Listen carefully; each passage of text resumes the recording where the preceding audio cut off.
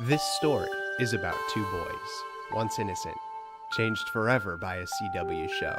One of them wanted the other, a doofus, to also love the show. This is their story.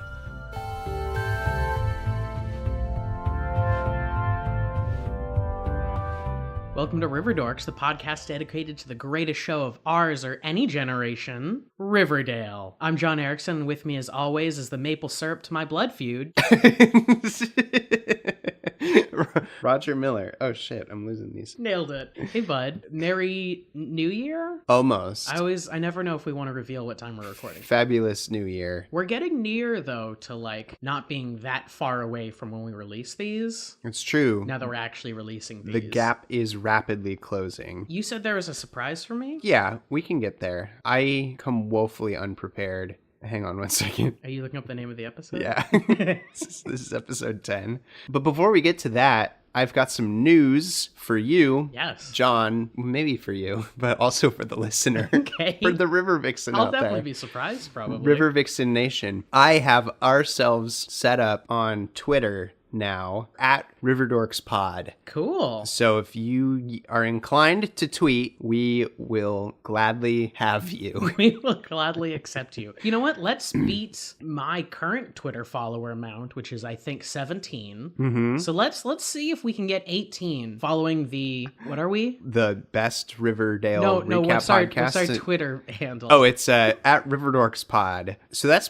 piece of news one. Tweet at us. Use the hashtag RiverDorks Podcast. We probably will respond. We are also on Patreon. Oh, that's right. Combined with our friends being me also at the Dungeons and Dorks podcast. We're all under one happy label now called the Dork Web. So it's a very good name. So we're at patreon.com/the_dorkweb. So if you're listening to the show, you enjoy the show, and you are saying to yourself, boy, how could I give these nice fellas my money? These chuckle fucks. That's the way to do it. Any little bit helps. We're going to keep on trucking along and doing this show, but if we get enough support, we can invest in new equipment, and we can focus more time on doing stuff like this, which we enjoy. That's, check that out. Patreon.com/the_dorkweb. What's the name of the episode? Damn it, I had it pulled up. Riverdale, episode 10. We're on episode 10. We are barreling towards the finale of season 1. But in the meantime, we're going to watch Riverdale episode 10, The Lost Weekend. Where did it go? And I'm going to make some cocktails. We're going to make some cocktails. We're going to come back and tell you all about Shaker and Spoon and how you can save on a subscription to their wonderful service. And pizza bagels. And then we're also going to eat pizza bagels. But They're not a sponsor. But I wasn't planning on telling you about that. John walked away to go get pizza bagels, so goodbye. You're a mod.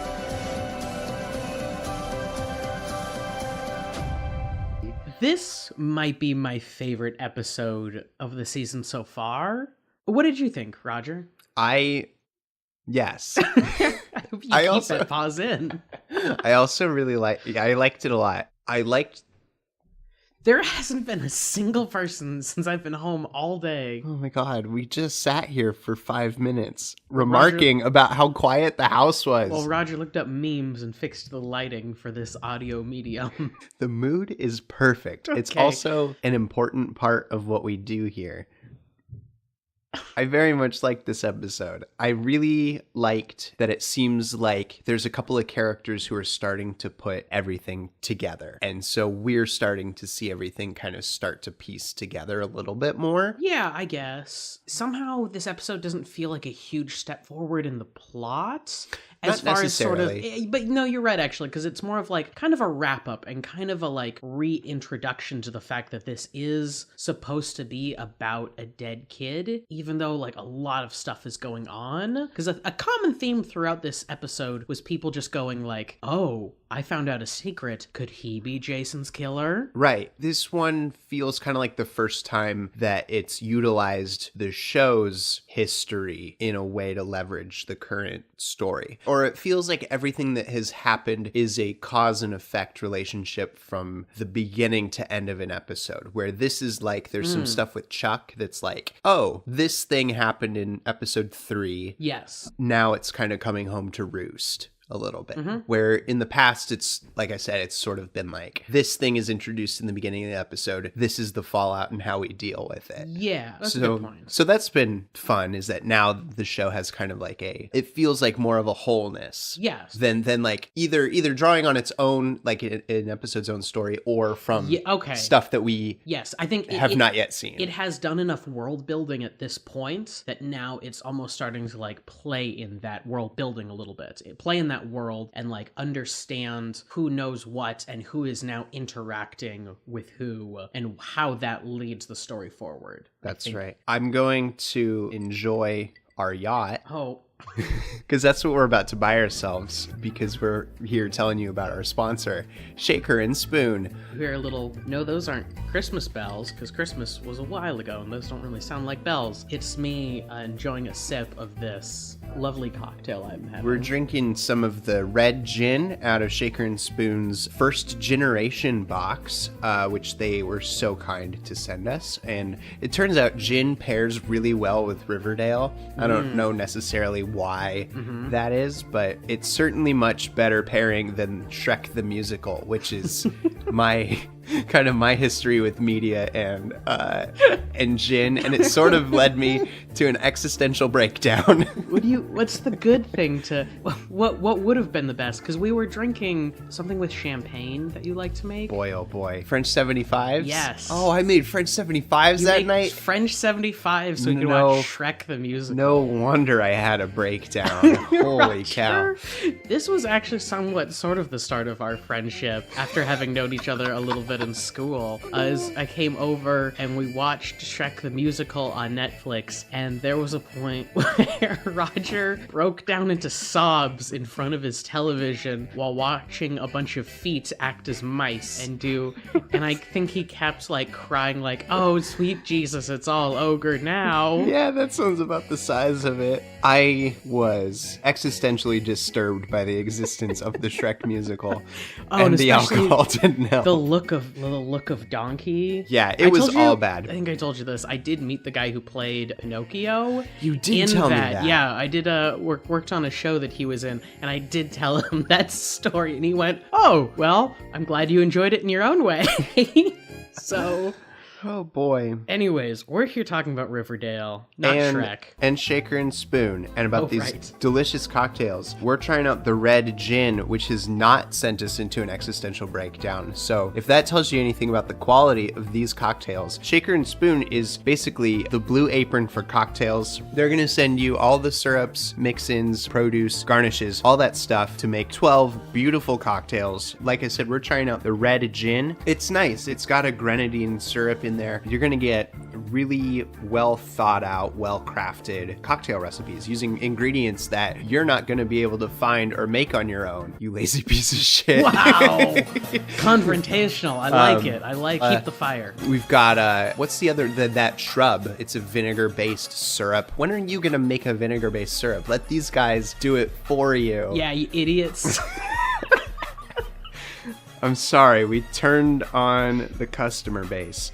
It's fabulous, and it makes a great gift if you're thinking, oh, I have a friend who loves to drink. But if you go to shakerandspoon.com/Vixen, you can take $20 off any subscription, which is a significant chunk. So you don't want to sleep on this ad, because I think this is the last time we're allowed to do an ad. I think we'll make the ads quicker. No, until they hear it, and then they're going to say, we don't want these jokers doing this again. They're going to say, we'll give them...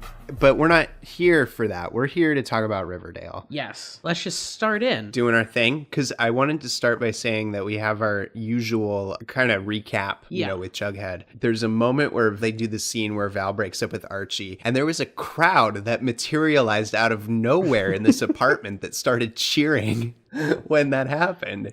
Are you talking about the fact that they kind of string together party scenes? No. You didn't hear the crowd that erupted inside of this apartment when Val broke up with Archie? Wait, or was that just in my head? That was definitely because Val breaks up with Archie on a street, not in a house. No. I'm saying that a crowd in this apartment exploded out of nowhere. A temporal... This real apartment that we're in right now. Yeah. My apartment.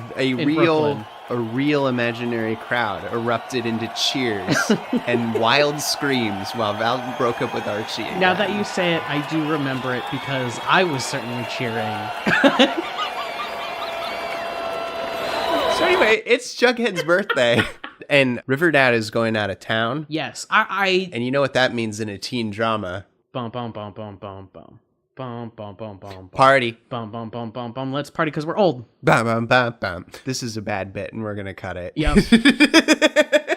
Party. I had a really hard time picking River Best. Me too. This is a very good episode. There's a lot of really good stuff happening for a lot of characters. I don't know that it necessarily is centered on one character. Okay. Because there's a lot of stuff with Betty trying to plan the perfect party for Jughead, whose kind of thing is that he doesn't want a party, and it kind of highlights the differences between he and Betty. And then there's the Veronica stuff where she's like kind of putting on these pieces together. She's also dealing with her father and his jail time and being asked to talk on his character, even though the last episode she had a full breakdown because she realized what a gnarly dude her dad is. Riverdad is off to finalize his divorce, and we get this great line from Archie. Ugh. He says, "Why do you have to finalize things in such a final way?" My note for that is, why finalize things in such a final way? Roger sighs.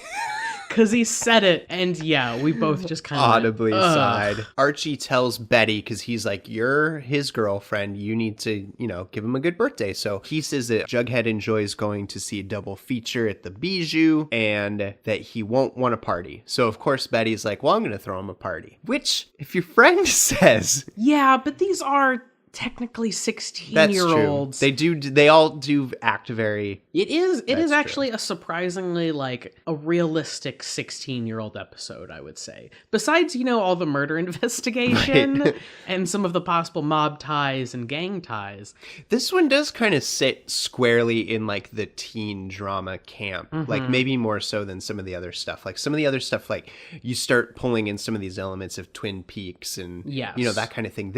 Everything's very set either in the high school or at this high school party. I feel like this is the first time, or at least the first time in a long while, we've actually seen them eating in the cafeteria. Which is kind of where everything is set up. I'm all about Val in this episode. She's sitting there giving Archie a withering look from across the cafeteria.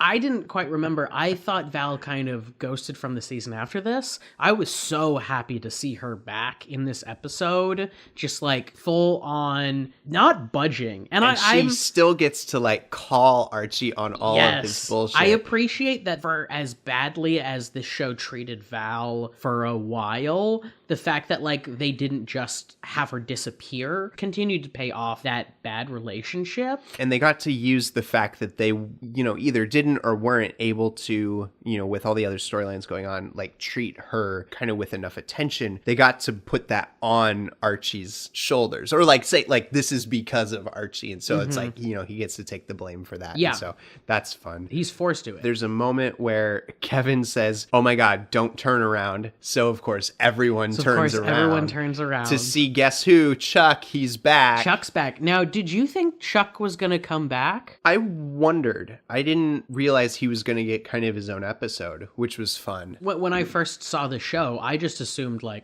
that's, once again, without knowing that Chuck is kind of a major character in the Archie universe. Comic books and stuff? Yeah, comic book fiction. I kind of thought okay, that's the end of him. He was there for a, very positive episode for the women of the show. But he's back as Sauron to Cheryl's Melkor. You didn't know that, you son of a bitch. The world is changed.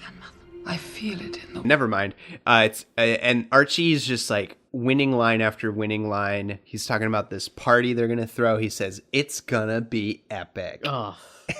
Remember when we used the word epic? Here's a question I have for you. Mm-hmm. How many times have non-school faculty been allowed to be on staff at a school newspaper? Not often, as far as I can guess. It's not, but this is a small town. Maybe they do things different. But it's not that small, as Alice Cooper herself says later in the episode. Grade A transition. Are you saying that Alice Cooper now works for the Blue and Gold? I am saying Alice Cooper is on at the Blue and Gold.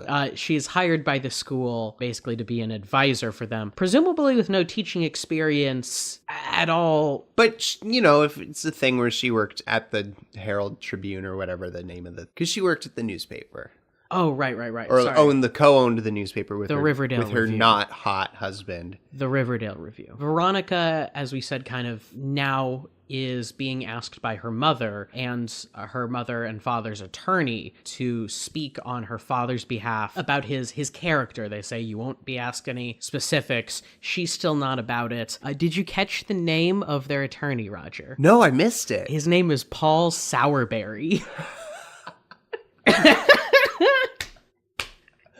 Holy shit, I missed that entirely. Yeah, it's so good. Archie tells Veronica about overhearing the Blossoms talking about being responsible for Hiram being in prison. So he lets Veronica know that. Information in Riverdale is very quickly disseminated because Archie learned that in the last episode, and I think by the end of this episode, roughly 2 days in Riverdale, the entire town knows about it, basically. No one is good at keeping secrets, but it does make it very convenient for us, the audience, because we don't have that like, oh, she knows this, but he doesn't know this. A small costume note is that Veronica, since breaking her signature pearl necklace, is now wearing a necklace with a single pearl hanging from it, and I think that's genius. So Chuck shows back up, and Betty goes over to where Chuck has like sat down next to Ethel, and she's like, hey man, back off, and he's like, I'm apologizing. And then a weird note, everyone always like talks to Ethel as if she's part of the friend group, but somehow she's still sitting alone. Yeah, that was a little weird, right? Especially to have that episode. Was it the last one or the one before where Veronica like goes out of her way to like be friends with her? It was a recent episode, yeah, where she's like, I need to help out this girl. And then he kind of goads Betty about... It's got a name now. It's Dark Betty. Dark Betty. Great. And I feel like Dark Betty would be Betty's Echo Fighter. Game! Smash Brothers just came out recently. Do you want me to be proud of you for knowing what an Echo Fighter is? I just got the blankest stare from John, who, I'll have you know, is also playing this game. But I've never heard the term Echo Fighter. Is that... It's just a fighter that has, whatever, 74 fighters to unlock. Dark Betty not being one of them. So he's kind of goading her about Dark Betty, and she digs her nails into her palm out of, like, rage, out of Betty Which rage. I think is a callback to something that happens in the very first episode, is that she was shown to do this kind of when she gets stressed out. Probably with her mom, like when her mom is being really shitty. It's another thing that kind of legitimately sets this as a 16-year-old high school episode / technically entire series, is that I really feel like that is a very human response, and that it's not this overly dramatic, you know, she's going and she's wailing in some corner, but that like she is finding these little unhealthy ways, self-destructive ways, but to let out her frustration with everything going on around her. Veronica finds this information out and immediately goes to challenge Cheryl, the only Blossom that she has access to. And I was not prepared, John. Wow. I wasn't ready for what happened. I remembered the results from this challenge. I didn't quite remember how we got to there. Who? She marches in her tube socks and short gym shorts, and Cheryl says, "You're late," which means you're going to sit in the back with the rest of the doofuses. And she was like, I will challenge you for front row status, River Vixen style. So they have... / I think captain of the team. That's what I assumed it was Oh, also I think for. it was just like front center spot for the homecoming Okay. dance. We had that chat with Hope about when this takes place, and I guess it's just before homecoming. It like is what we just talked before about. homecoming, you're right. Always just before homecoming. Oh, because I think the next episode is Homecoming. Oh, shit. Oh, man, we have a dance-off. And it's so good, and it gets shot perfectly. I can't express. It seems like it's just suddenly a freestyle dance-off. Yeah. I don't quite understand the rules. We really need to get Emma Kimball, our professional dance friend, on here. Producer Emma. To explain what a dance-off is. Or, like, the rules of high school cheerleaders. The first part of this is a freestyle section, and they then merge and then do the exact same dance. Riverdale is usually a locked down camera for the most part, but this is like free flowing. Well, this was like this is like music video. Yes, this is a little like, it was very Bring It On. We're seeing sudden quick shots of like people's reaction and faces. Man, Veronica's face in this was perfect. Like she always looked like she was like had a little bit of sass, but also she was fucking dead eyes on Cheryl and like was taking notes about her performance to work towards her own performance. And the hairography was they both did very different hairography, because Cheryl's was all about like throwing it around, running her hairs through it, where Veronica seemed to be like keep it very tight and like crisp and clean. It was really good, and by the end of it, I know I'd normally be biased towards Cheryl, so I think I make an unbiased judge when I say I do think Veronica deserved the win. And when she does. Do you? I do. Okay. She crushed it. Everyone basically votes by round of applause that Veronica wins this dance-off. Cheryl lays into her two cronies, and we rewound 2 different times so that John could write the entire thing down. And could you please give it to us? Oh, okay, this is only a small approximation of the level of sass and perfection, because I am not Cheryl, nor could I ever even strive to be that perfect. You catatonic bimbos didn't even vote. So your stuttering sapheads are too dumb to exercise your own rights, and you have the combined vocabulary of a baked potato. Shoo, bitches. Yeah, oh man, it's so good. And they just like, they're just so blown away by they're just so gone. The sheer vitriol. She kicks them off the team. I don't think she's allowed to do that. I don't know. She's captain. I don't know how captains... Also, wouldn't there be like an adult coach? There would be I was just thinking about this. There would be an adult coach always there, probably there to make sure that girls aren't calling other girls bitches. Right. After all this excitement, Archie and Riverdad have a phone call, and Archie's still kind of like, why are you going to finalize the divorce? Archie usually sort of redeems himself with his dad halfway through the episode and almost redeems himself to the audience, but for this, he calls his dad, or his dad calls him and is like, hey, I'm sorry, I felt like we were kind of unresolved before. That's right. And then and he's like, yeah, that's because you shut me out, Dad. Like, wow, fuck you. Well, and then they hang up, and he immediately digs into the liquor cabinet. Oh, that's Archie, right. Don't you know what alcohol will do to a 16-year-old brain? Ugh. Like an egg to a frying pan. Speaking of alcohol, I think we kind of need to catch up with what Betty is kind of up to. So Jughead has stated... Oh, but wait. I'm sorry. God, I get sorry these to cut good you off. segues, I know and then you you do. Fucking cut me off every I know time. you do. What? But before that happens, we go to Pops, and we have that scene with Cheryl, and she walks in, and the first thing that we see is Dilton Doily reading out of his... Why couldn't that have come after I was bringing us back to the party theme? I don't know. God damn it. No, just talk about Pops now. Dilton Doily's there. He's reading out of the military handbook. The basic military handbook. And Cher is short for Cheryl. I'm so upset with you for stopping my good segue. Cheryl goes into Pops, where Chuck is hanging out, and she's like, yo, you're evil. I'm also evil. Let's do evil shit together. And he gives her an evil grin. Want to team up and cause a little destruction. And they do a very good, smart thing of always keeping the camera focused on Cheryl and not showing that it's Chuck she's talking to, so that it is technically supposed to be a surprise when it pops back to him. Were you surprised? But we all knew. I knew. Okay, I couldn't tell if they're talking about a party. What party? Well, Early in the episode, we learned that Jughead doesn't like his birthday. His birthday is in 2 days at the start of the episode, but he doesn't like his birthday. And that is such a given thing. Kevin even says later, like, oh, people only ever say that, but no one really means it. But Jughead has like a legit reason for not liking his birthday. It's because early on, when his family was still apparently doing a lot of like fighting in the home before his mom split and before he left the home, that on his birthday, they would kind of stop the fighting and try to make it a normal, happy, everything's fine birthday. And he said that made everything feel even more fake. And I think that's like such a legit reason. Most of these shows will give their characters this trait of like not liking their birthday. Oh, I hate my birthday. Oh, why? Oh, it's because my dad was always such a dick, or it was always meh, meh, meh, meh, meh. But I think both because he's a 16-year-old and thus kind of brutally honest in a way, I think this is a pretty solid reason for not wanting to celebrate your birthday, but instead sticking to your new tradition of going and seeing a double feature with your friend, or in this case, a girlfriend. Your girlfriend.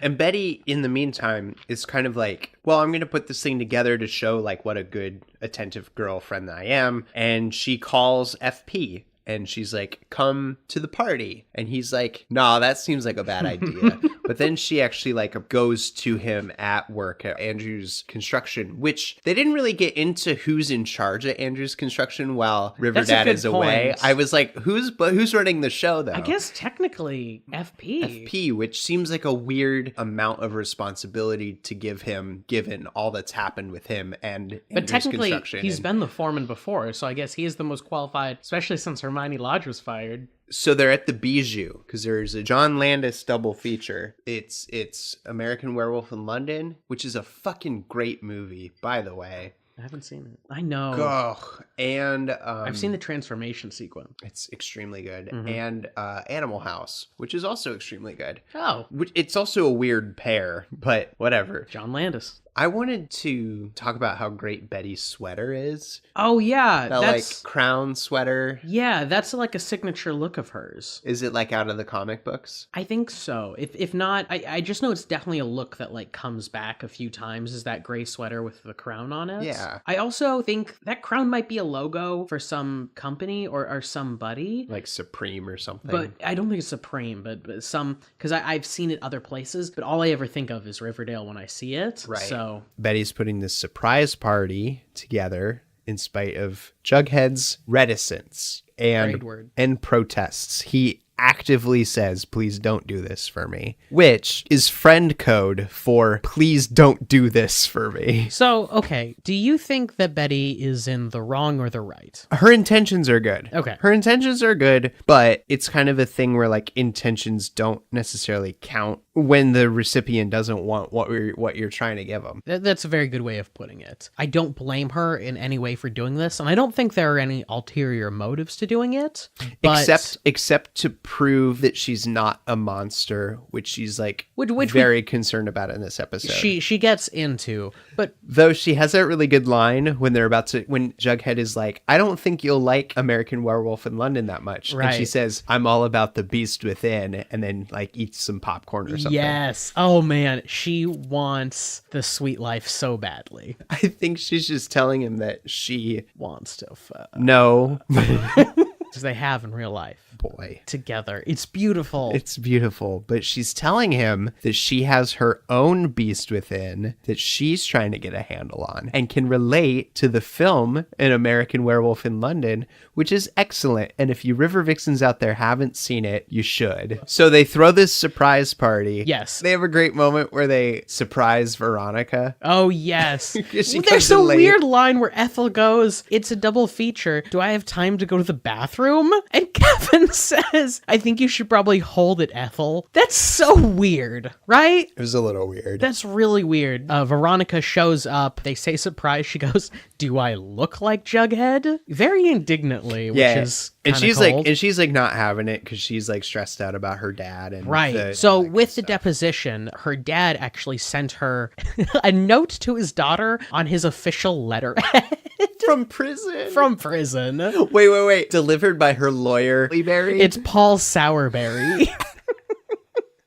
What a good show. God damn it. It's the perfect show. And in this note, it basically says like, hey, you're going to say nice things about me or else I'm going to drag your mother down with me. Veronica's mother, Hermione, who I have consistently stated is the most sane, reasonable character in the whole thing, might have some secrets of her own. Even though she constantly insists that she doesn't keep secrets, she definitely has some secrets of her own, which her father is willing to expose so he can threaten to keep his daughter saying good things about him. She's stressed out when she shows up to this party. Then Jughead and Betty show up, and Jughead walks in complaining, we're leaving, like walked out halfway through a double feature. We left a double feature. Oh, this is why. Yeah. Yes, they surprise him. They walk in. Great acting from Cole Sprouse. Kind of throughout this whole thing is just like super uncomfortable. One of my favorite moments is Kevin comes up and hugs him. Yeah. And he goes, oh, it's Kevin. Because we haven't once seen them like actually interact. And that's a nice bit of continuity for this show. The fact that I don't think the two of them have ever like shared a scene, just the two of them together. Well, later when he kind of explains to Betty what is up, he says like, if it weren't for you, if it weren't for Archie, anyone else, I would like blow off or not enter. You know, so he doesn't even consider himself really close with Veronica. Yeah. It's really great because he balances this like not surprise with frustration. He knows now that his like secret of his birthday is out. Mm-hmm. He's not surprised that he's been thrown this party, but he's also not happy about it. Yeah, but he's trying to keep his chill. Yeah. He's trying to stay cool. And then... And Betty says, what's wrong? I just wanted to do something nice for you. He says, the road to hell is paved with good intentions. Yes, but... Knock, knock, knock. Before that, Betty enters with a cake. Oh, she does. And I almost said that this episode is not one of the most visually rich compared to some episodes. It's more dialogue rich. There's some choice lines in this episode. But there is this scene where suddenly Betty emerges singing happy birthday lit only by the candles on the cake. And what does the cake look like, Roger? It's a burger. It's a burger cake. She is only lit by the cake. She's doing a very slow, it's chilling. John, can we get a take of you singing all of Betty's part there? I will give you 2 verses. Please do. Or 2 parts of a verse. Happy birthday to you. Happy birthday to you. I don't even want you to do anymore. I know, Roger wouldn't make eye contact with me. It's that chilling. I hope you were chilled because it's that chilling. This is the start of a theory I have of that this entire show is through Jughead's eyes. And so these like hyper dramatic moments are because he is just, he's a writer and he is a dramatist and he is emotional. And so times where the show looks so hyper unrealistic and so moody and so lit beautifully stylized are from his eyes, because when Betty gets to him, he says, that was haunting. That was haunting, Betty. The line delivery is so good. It's very good because he is saying it like as a positive thing to her, but also as a like, wow, that was, if you saw that the way I saw that and the way presumably the audience saw that, that was insane. Betty realizes that Jughead's upset and he says the road to hell is paved with good intentions. Knock, knock, knock. Guess who it is? It's Cheryl and Chuck and the rest of school. The entire rest of school. And she says like, you didn't think you could have a party without inviting me, did you? Cheryl's wearing a great like fur coat sort of. It's one of those where it's like only the arms. I don't know how to explain it. And I will say, this is where Archie messes up everything. Oh yeah, because Archie was already drinking. Because he'd been drinking. From the jump. Even Jughead calls. He's like, wow, you already reek of alcohol. You smell like a rubbing alcohol or something. So Archie says, screw it. Come on in. Yes, Moose, bless his heart, says, Archie, where do you want the keg? And Archie says, one in the kitchen, one in the backyard. So basically he was the gatekeeper in his own home and he failed. Because for some reason he's got a bone to pick with his dad. Jughead gets mad and goes to Archie's recording studio. And Archie's awesome recording studio, which has a vintage TV in the corner. Which his dad built for him. Lest we forget, Jughead laments that now we're in the middle of a Seth Rogen movie, which I thought was a great line. Great line. And then FP shows up. Yes, he does. And Jughead does the weird thing. What was the present that he brought? Theory time, because he doesn't open it. Oh, that's right. Or does he open it in the next episode? I don't think he opens it. What do you think FP brought Jughead for his birthday present? Which was extremely well wrapped. I was like, there's no way FP would have wrapped I feel a like, gift okay, that well. I feel like it's a book. It's like a writing 101 book because he's trying to bond with his son, but also I know that like Borders will wrap books for you. Oh, damn. And so I think he went to so maybe he didn't wrap it. Yes, I don't think wrapped. he wrapped it, but he was like, I'll pay the extra $1.50 for this to get wrapped for my son. But I think it's seemed like a bigger box than a book, unless he got him like a couple of books. I Maybe feel he like, bought him a Nintendo Switch. Got him Super Smash Brothers. Is this Ultimate. actually no? This is. I want to hear your actual theory of what's in there. Is it a Nintendo Switch? No, he didn't buy him a Nintendo Switch. He bought him maybe a camera. Oh, like a because Jughead already has been shown, I think, to use like a film camera. Yeah, well, it's not. It doesn't seem out of character either. Right. River Vixens, what do you think FP got him for him? River Vixens, what did he get him? Let us know what you think is in FP's present at riverdorkspodcast@gmail.com or tweet at us at RiverDorksPod on Twitter, because that's how Twitter works. If you tweet at us, we don't get tweeted, so we'll probably shout you out in an episode. Oh, for sure. We're small enough. We always do that. And then, okay, Jughead's dad comes, and Jughead, I thought would like be like, cool, dad, like either leave the present and leave, or else like, hey, let's, talk, because I don't want to go into this party. But instead, he tells him to go into this high school party while also saying, hey, you're the only adult here. And his dad's like, yeah, I noticed. He tells his dad to go into the party and leave the gift in the den? Instead of just like leave it here with me. Yeah. When it's just Archie and I. So he's also saying, hey, go into this illegal high school party where everyone's going to be drinking, and you will definitely be the creepy adult in there, which I do want to say. Which he absolutely does do. In a different movie, Skeet Ulrich would be the dad who shows up at high school parties. Luckily, this isn't that movie, even though he is technically at a high school party, but it's mainly just to check in with Joaquin. Which he does. He goes in, but while he's on his way, Veronica sees him and recognizes him as the person who was kind of Hermione was paying off episodes before. Which feels like a lifetime ago. Feels like a long time ago. Like that FP was just the leader of the Serpents. We didn't know he was Jughead's dad. We didn't know. Granted, we've been recording this show since June, so...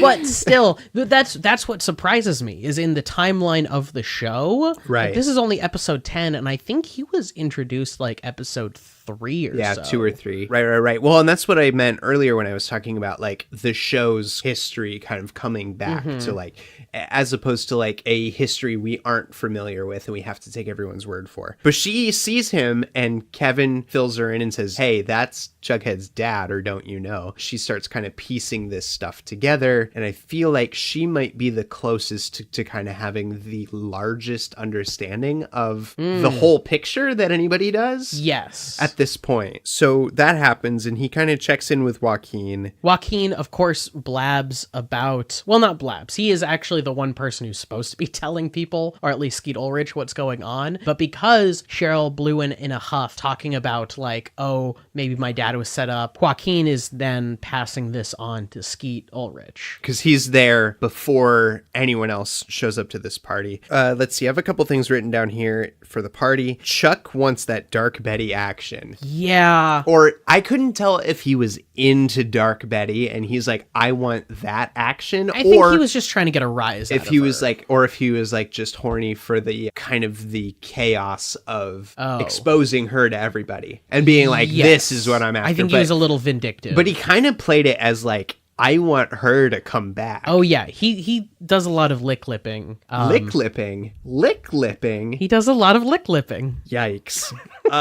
I just wrote in big exclamation point capital letters, Val, because the reason that Archie finds Jughead in the recording studio, he's like, Val just got here. You gotta like come help me out, man. Oh yeah. I'm trying to get back with her. He should have just left well enough alone. But Archie comes up and Val is like, no. She has a great line. He's like, we made a mistake or something. And she's like, we didn't make any mistakes. She says, I saw you were a hot mess and I was right. And then he kind of is like, wait, please. And like goes to kind of restrain her and she fucking throws her drink at him. He goes to like grab her and it's a really good modern moment because in that situation, in a show made 5 years ago, he would still have been seen in the right. But I think this show is modern enough to understand, like, no, he is grabbing her with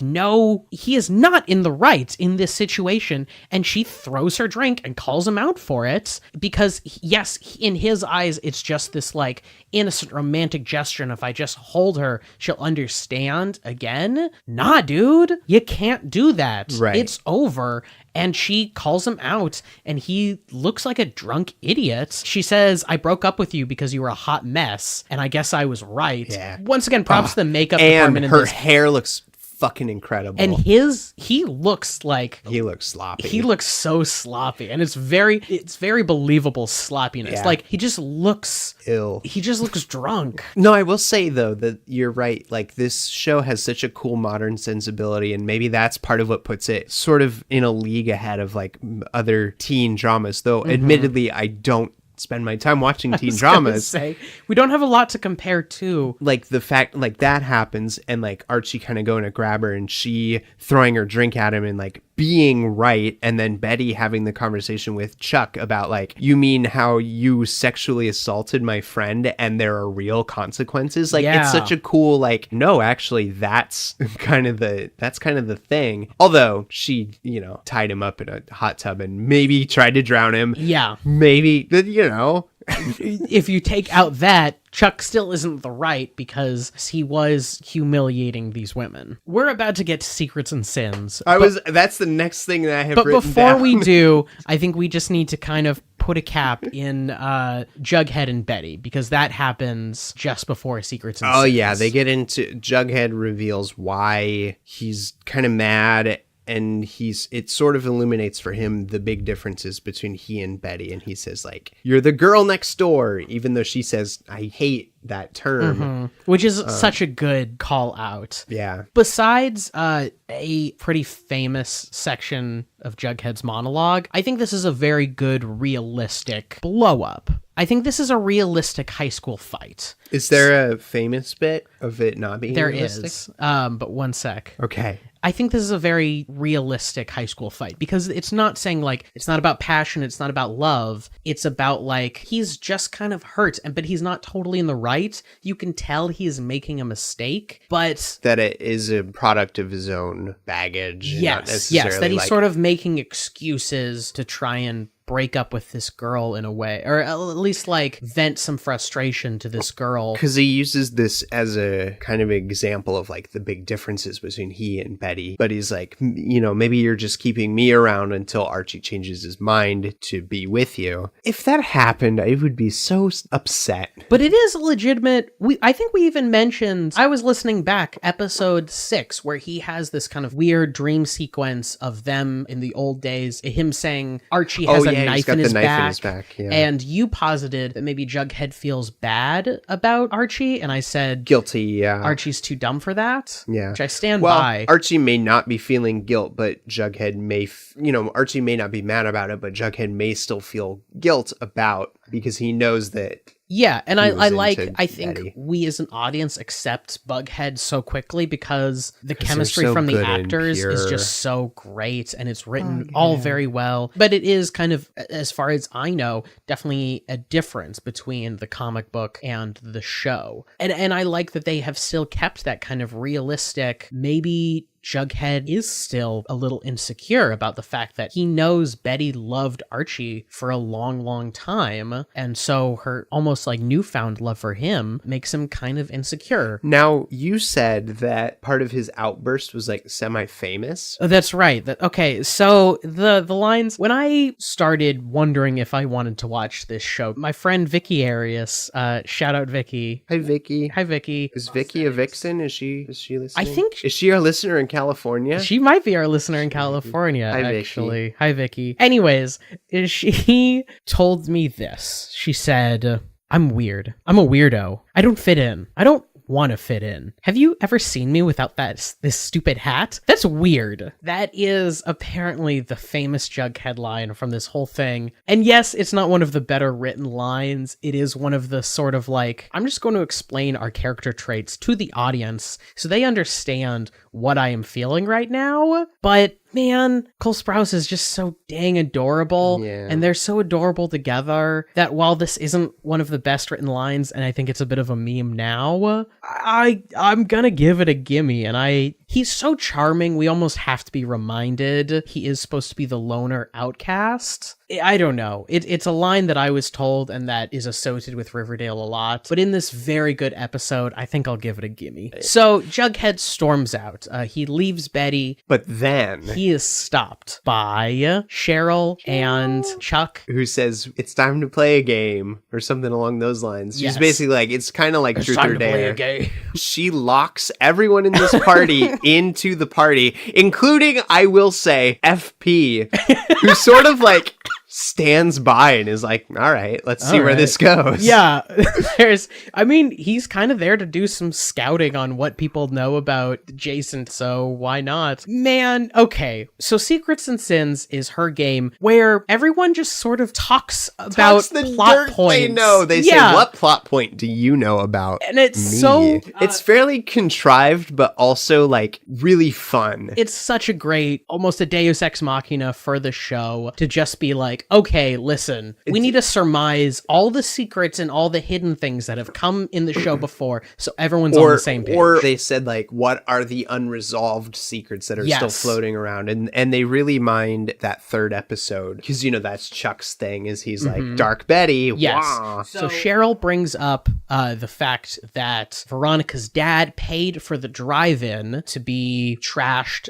so that he could buy it. So now Jughead knows about that. Veronica accuses Cheryl of twincest. Twincest is said. She gets so good. So not only twincest, but also the fact that she murdered her twin brother. I love that Veronica has this isn't like a secret. She's just she fucking mad at Cheryl that she's like, I know how very quickly to destroy this girl. She is way too into her brother and everyone will believe this. And she even says later, like, yeah, isn't it crazy that I said that?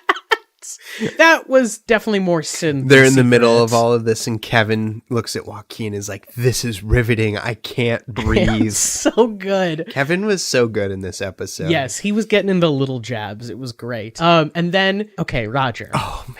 Roger, this line has been stuck in my head ever since I first watched Riverdale like a year ago, and it doesn't make any sense. Dylan Doyley finally makes his presence known. He's been throughout this episode. He's popped up again. I thought Roger'd be more excited because he keeps talking about Dilton Doyley, but I think he just likes the name. It's the first time since he did show up the one time, and he was like, my wilderness scouts and I were out shooting guns. Oh, yes. And I'm like a weird like survivalist. Also apparently part-time DJ, because at Archie's party, he is the DJ. Dilton Doyley goes, this game is sick. I want to go next. Which is such a weird, insane thing to say. Because number one, you've just heard like some rumors that have nothing to do with you, that are clearly just like personal to other people. So I don't know what about this game amazes you. Also, everyone's heard of a game like this. It's not like it's some mind-blowing new thing, but he fucking thinks this game is sick. He gets into it. It is sick. I want to go next. This game is sick. I want to go next. He basically tells everybody that Archie and Grundy were Grundying. Gross. That's always your response when I use Grundy as a verb. Gross. And then Cheryl's like,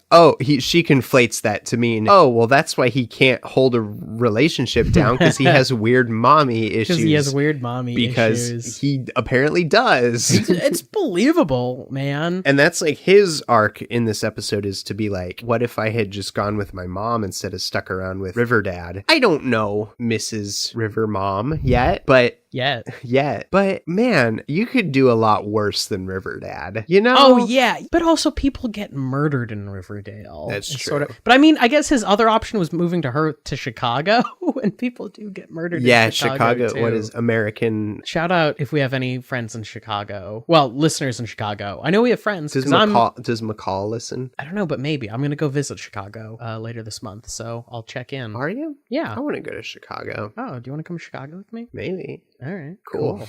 Anyways, also Archie has come downstairs from what looks like throwing up all over the. Oh, he also you don't see throw up on him. He drunk dialed his dad. I don't know if we did that. He drunk dials River Dad. So Dilson talks about Grundy and they talk about mommy issues for a second, and then Chuck tells everybody about Dark Betty and the wild things shit they pulled back in episode 3. It was probably our most scattershot episode.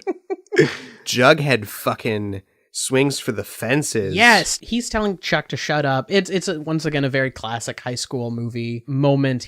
Chuck kind of accuses him of being weird. He takes a swing at him. He gets a hit back. And now is the moment that FP decides to step in. FP's like, oh, right, I am the only adult in the room.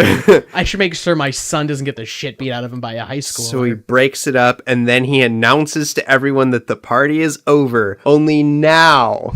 Only now. Good on FP.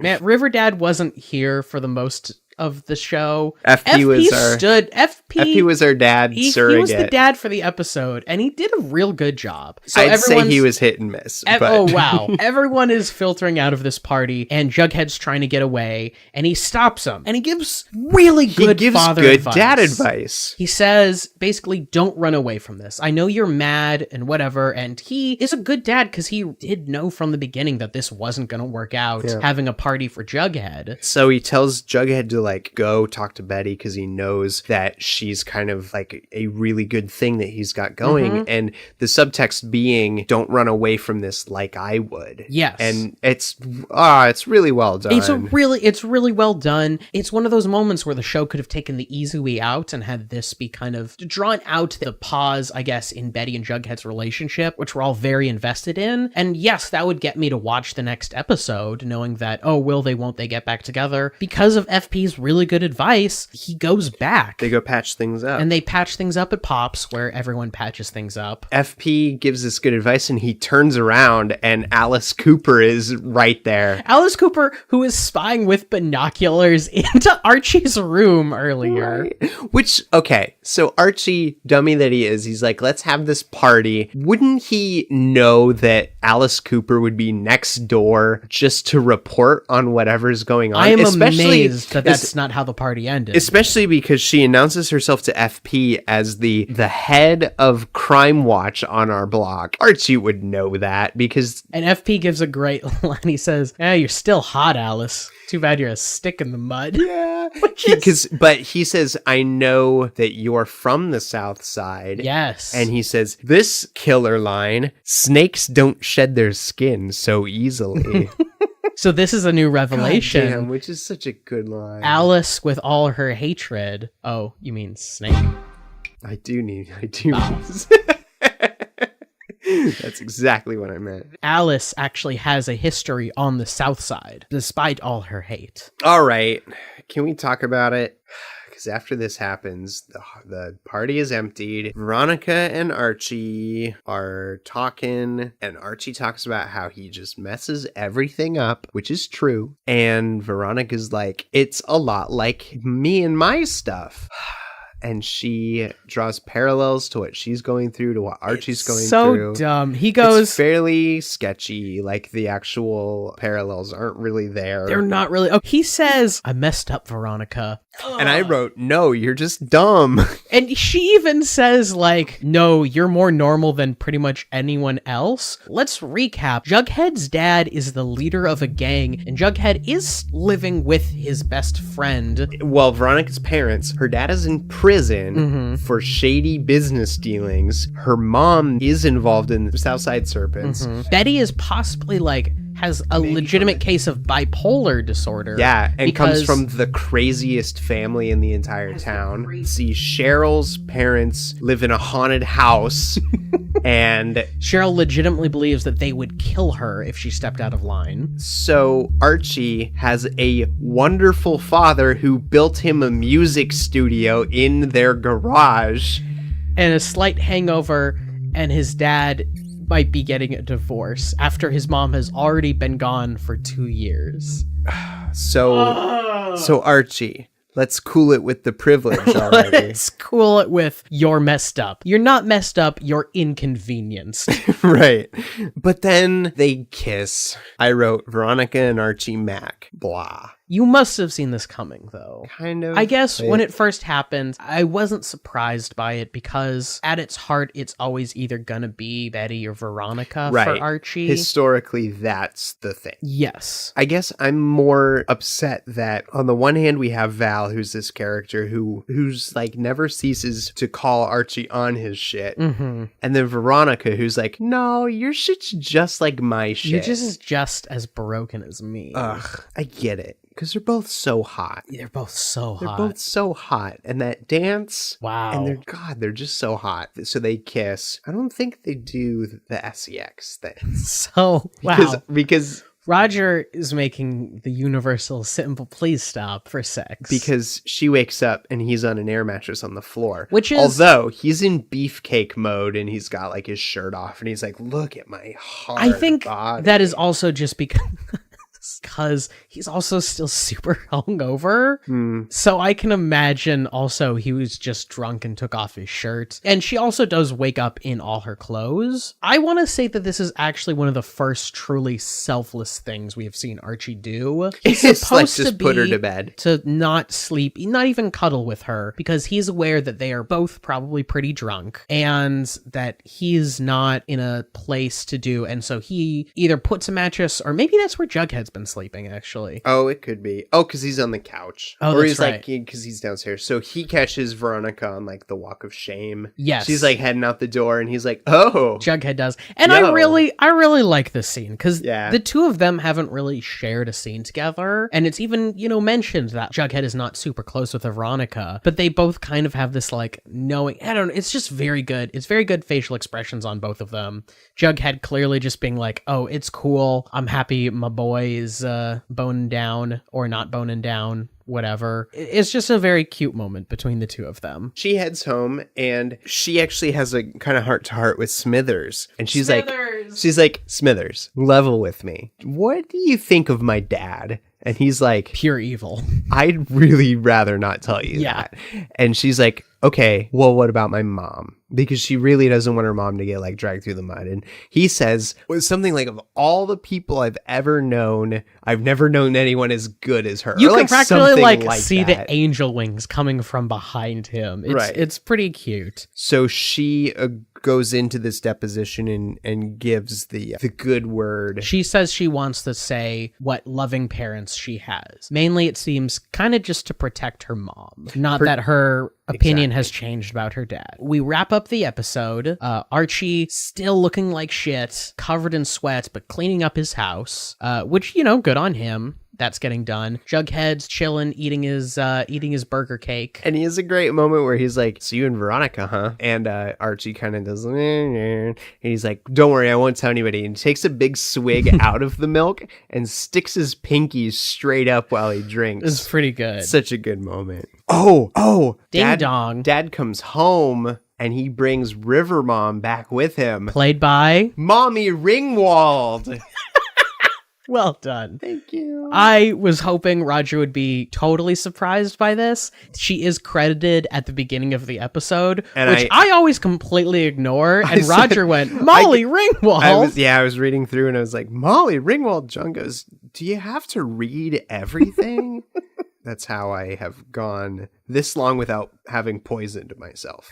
Wow. Molly Ringwald is Archie's mom. That is kind of the end of the episode. I think it's already amazing casting to do Molly Ringwald for this a famous redhead in her own right. And also, much like Skeet Ulrich, much like River Dad, was kind of a big teen sensation. Yes. Yeah, that's very fun. So that's the episode. That's that. Everybody. Do we hop over to River Mail? Do we have anything in our River Mail? Yeah, let me tell you about our River Mail. We have a listener who wrote in, and you can do the same thing, faithful River Vixens, at riverdorkspodcast@gmail.com. We wanted to be on a podcast so much we made one, but we make it easy for you. Just email us. And you can be on ours. Yeah. You can email us or tweet us, which is this listener did both of those things. Where from? He's from Suriname, South America. Oh, cool. Yeah. His name is, I hope I don't butcher this. Don't say the last name. It's Rogier. Oh, cool. And he tweeted us and emailed us, and I'm going to kind of give what he says. Hi, RiverDorks. I am a queer, asexual, Lacono indigenous listener of the show, Riverdale, and the podcast. Wow. He says he's followed the project since 2014. Riverdale, not our podcast. I was gonna say. It was bought by Fox, but rejected in 2015. CW bought the pilot and ordered the series in 2016. He says, I adore the whole cast and enjoy all the characters. I follow all their socials and looking forward to the non-Riverdale projects on the horizon. Same. And he says, but Archie remains my favorite. Wow. He says, I know he's the least favorite in the fandom, but he's his favorite because of KJ Appa's portrayal of him. He says, I'm supporting my fellow indigenous brethren because KJ is mixed race Samoan. His father is a Samoan village chief, which I didn't know. I did not know that either. Until he said that. He says, I've been a fan of KJ when I saw him in A Dog's Purpose and in The Hate U Give, which I didn't realize was out. I'm also like way behind on movies. I got rid of Movie Pass and I'm just like, I'm a mess. But he says he loved him in The Hate U Give and stoked for Netflix's The Last Summer. And he's correcting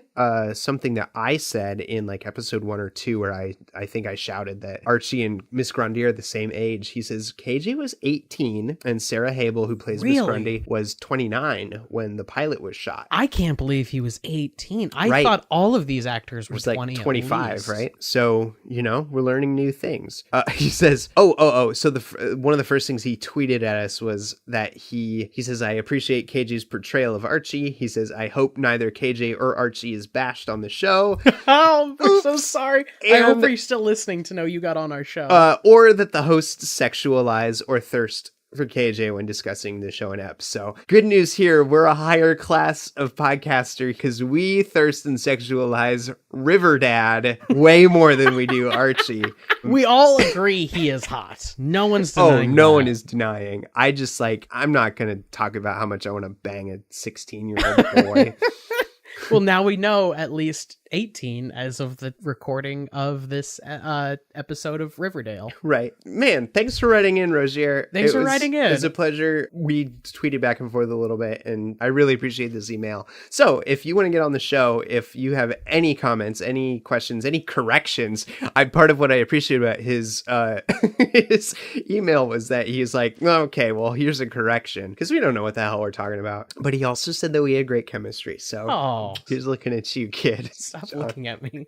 Sing happy birthday again. If you want to, we already said it, RiverDorksPodcast@gmail or at RiverDorksPod on Twitter. I don't know how Twitter works. Okay, here's what was so upsetting is that there is someone who took at RiverDorks as a handle. Is he a big Rivers They've Cuomo never fan? tweeted anything. So we don't know what river he's a fan of. No, we don't know what dork your river is floating down. I hope it's Rivers Cuomo. Cuomo? Rivers Cuomo.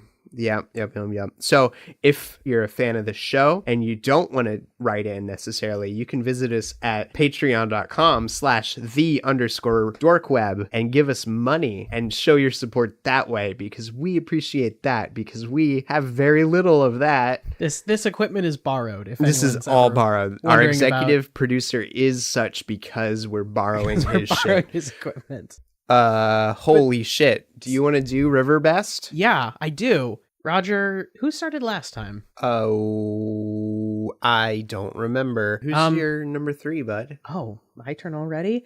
It's Val.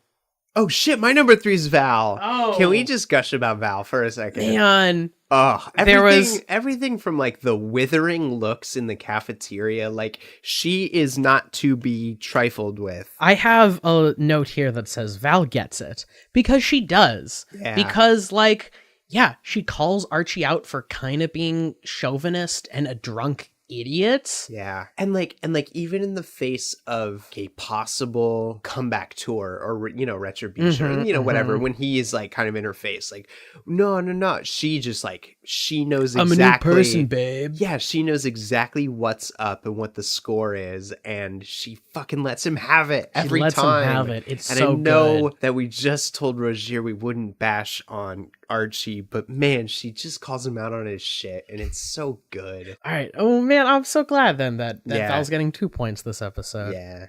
Do you want me to tell you? Do you want to talk more about Val, or do you want to? How about you give your number 2? I'll do my number 2 because you were right. It's FP. Oh, thank goodness. He fills in as he doesn't maybe necessarily know, but he's filling in Riverdad's shoes while Riverdad's out of town. Okay, the reason he doesn't get number 1 is because he's kind of a mixed bag, because he does let Cheryl lock everyone in the party into the house. He does let that happen. I let that go because he's at this party to like survey the scene and see if anyone is saying anything about. We don't really know his connection to Jason, but he knows he is very interested. Well, we'll tie that ulterior motive in with there's fire code issues, there's safety issues with letting someone lock everyone into the house and then force them to play Secrets and Sins with you, which is a game that she made up.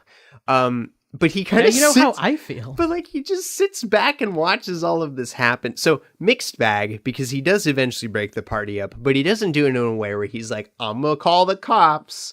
He's like, this party's over now, because he gets in a way where he throws a high schooler outside of a house and then tells the stunned audience, what? Party's over. So like I said, mixed bag. But you're right, he does, we mentioned he gives good advice to Jughead, good dad advice, and not based on like, here's how to be a good person, but here's how to do it opposite your instinct, which would probably be the same as my instinct, which is to run away or to get out of the situation. And so like, for being self-aware enough to know that, he gets our regular Riverdad spot. Who's your number 2? My number 2 is Veronica. Okay. She has some great lines in here. She sits down with Archie and Betty and at some point says, why does this suddenly feel like a friend-tervention? Friend-tervention. Great line that I didn't want to get lost. And she's going with maybe the most like moral quandary out of all the characters and the issues they're facing. Hers feels the most grown up. Yes, it really does. And she carries herself with kind of that more grown up, I don't know, seems to deal with things in a much more mature way. She looks through her dad's old like files. I was going to say like that she wears some great scene makes her glasses. look like she's like doing something way out of like what should be expected of a 16-year-old. Yeah, she's wearing like adult glasses, sitting in front of a big stack of files, having spent the night like going through her dad's old reports. I loved her moment between her and Jughead. For as like simple and small as that was, it was really adorable. What can I tell you? She's my number 1. Oh, good. Then take it away, bud. This one was tough because there's a lot of like really good stuff happening with a lot of the characters. Betty and Jughead have like their stuff. I really liked Betty in this episode. Jughead's got his thing going on. Cheryl, like, she's like the evil catalyst for all of what happens. But Veronica, Cheryl should have been in my honorable mentions just for that monologue. But Veronica, she always wants to do what's right. And she also seems to be the closest to having like the full picture of what's going on. And part of what I really liked about this episode is like watching her piece the stuff together. She wasn't like necessarily clued into before, like knowing that FP was Jughead's dad. Yeah. Some of that stuff and some of the stuff with Cheryl and some of the stuff with like the Blossoms getting Hiram thrown into jail and those kinds of things. She may be closest to like knowing the whole picture of what is happening.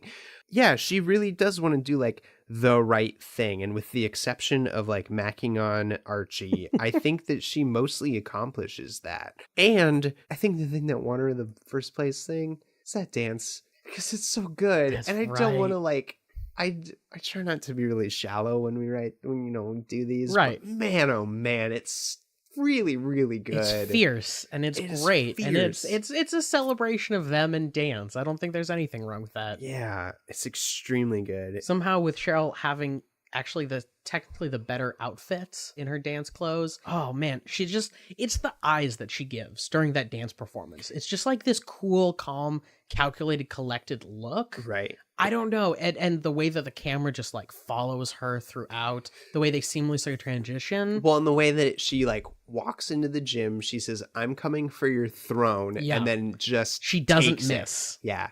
So Veronica is my number 1 this week on RiverDorks. I'm glad.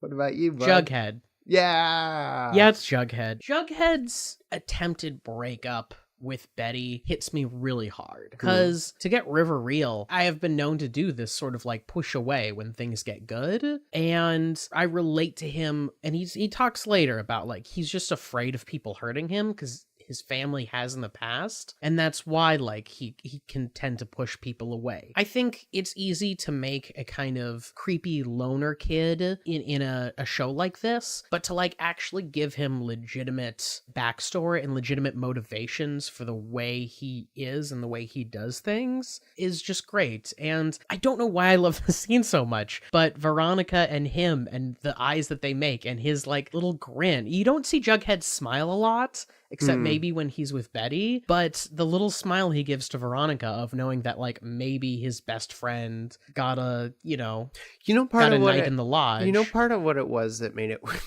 come on. I don't know. It's great acting from Cole Sprouse. It's a little bit of a swerve that they don't break up. And I really appreciate that they don't take the easy way out and kept them together, kept me happy with them. And overall, Jughead, good on you, man. Good on you. Good on all of us. Then that means we need to check in with the river rankings. With our river rankings. Give us those numbers, baby. Beep, boop, bop, bop, beep. And here they are. Luke Perry, Dad, is still sitting pretty with 23 points. And he went out of town. Still the top of the river rankings. But now in second place with 17 points, making a big leap, is Veronica.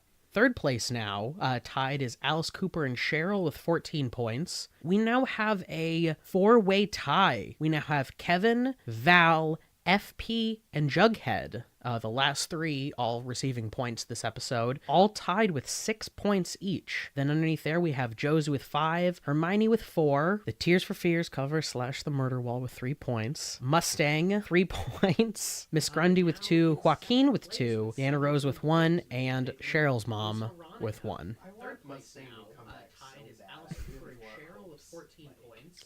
We now have a to carry her through, if only. It seems like we're about that time where Roger Miller gives us the river recap. This is where Roger Miller tells us everything that's happened in all 10 episodes so far this season of Riverdale. Roger, take it away. This is a television show about a town wherein a redheaded boy child was murdered, but maybe not by his redheaded child twin sister, Cheryl, who is the head of the River Vixens, the cheerleaders at Riverdale High School, where most of our main characters are going to school. We've got Archie, who's a dummy redheaded boy. We've got Veronica and Betty, who are both at the beginning of the show pining for his affection. We have Jughead, the artistic loner who narrates everything and also has a life of his own.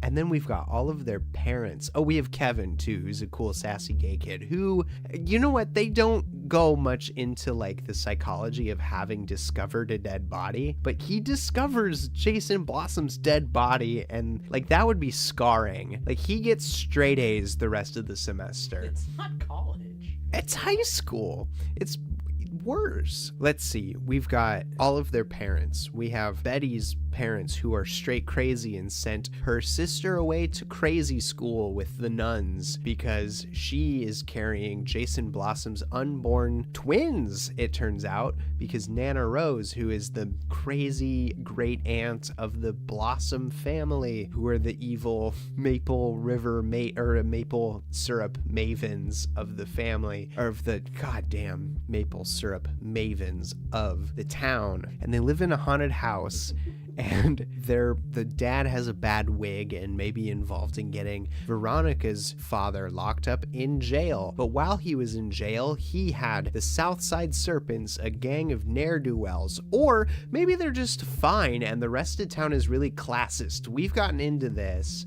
But they were knocking stuff around and shouting at the drive-in theater to drive the property value down, which is that how that works? Anyway, they were paid by Hiram Lodge, who's Veronica's dad, while he's in prison. His wife, Veronica's mom, Hermione, is working for and had the hots for Archie's dad, Luke Perry, Fred Andrews, who is the perfect dad, and is also married to Molly Ringwald, apparently, who just showed up in this episode. Everyone is trying to figure out who killed this boy, and no one can, but they're also all trying to date each other, except for Archie, who's trying to date his teacher, Mrs. Grundy, who was a fraud and maybe Armin Tanzarian to everybody, and was a secret other person, Mad Men style, but then she vanishes out of town. Man, this show is fucking wild, and I don't know what's going on anymore. And then there's Dilton Doily, who was out with his isolationist scout rangers firing guns, but he figured out that Grundy and Archie were banging, but then wasn't in the show for 7 episodes until he was, and then he was a DJ. And so there's Jughead and his dad, FP, who is one of the leaders, or the leader of the Southside Serpents. They are kind of ambiguous about that, but he is a sleeper agent, Joaquin, who is Kevin's boyfriend, but Kevin's the one who discovered the dead body, so maybe his judgment is clouded. I don't know the psychology of finding a dead body when I'm 16. Man, what's happening in this show? Betty's mom and dad are maybe separating, and Betty's mom, Alice Cooper, threw a brick through a window, and it was fucking awesome.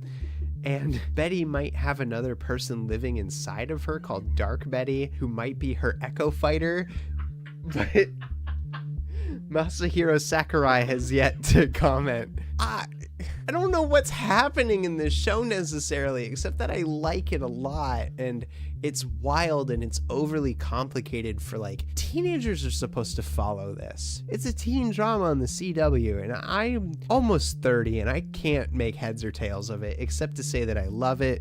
Fuck. That's it. I'm done. I can't do this anymore. We want to thank our executive producer, Alex Koch. We want to thank our producer, Laura Kim. We want to thank you, faithful River Vixens, without whom we would have no show. Reminder, though, at the same time, that you can go to patreon.com/the_dorkweb to support us financially, which we would love. But no pressure. No pressure. If you want to just listen to the show, just listen to the dang show. That's what it's here for. Really, the best thing you can do for us is just let your friends know about it, or just, keep downloading and keep listening. And we really, really do appreciate it. If you can get your friends into Riverdale and RiverDorks, like John I did, has gotten me, getting me in, and gotten me into the show, jumped him into a gang, then it would be a bright, beautiful world for all of us. Also, if you're enjoying the show, please rate us 5 stars on iTunes. We have gotten a pretty good number of really 5-star ratings. Wow, which is great, and we really appreciate that. That's and that amazing. Helps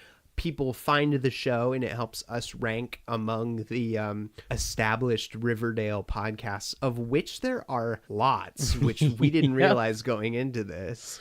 Our music is by me. Just thank you for the music, John. Oh, thanks, bud. Thanks, Rogier, for writing in. Yes, you're our first actual write-in that wasn't something I made up or producer Laura writing something in. Or wasn't like texted to me last minute. So yeah, it's all We very appreciate fun. it. Keep listening. I hope you're enjoying the show. I hope we don't bash on Archie too much. We'll try. We're just being honest I with want our to love opinion. him. He's a 16-year-old. It's hard to love 16-year-olds. That's what they all say.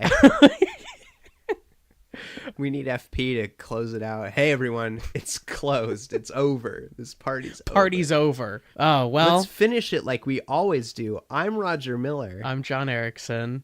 This game is sick. Quality I want to go always. next. Oh, producer Laura wanted me to tell you that she thinks that FP stands for fucking poor.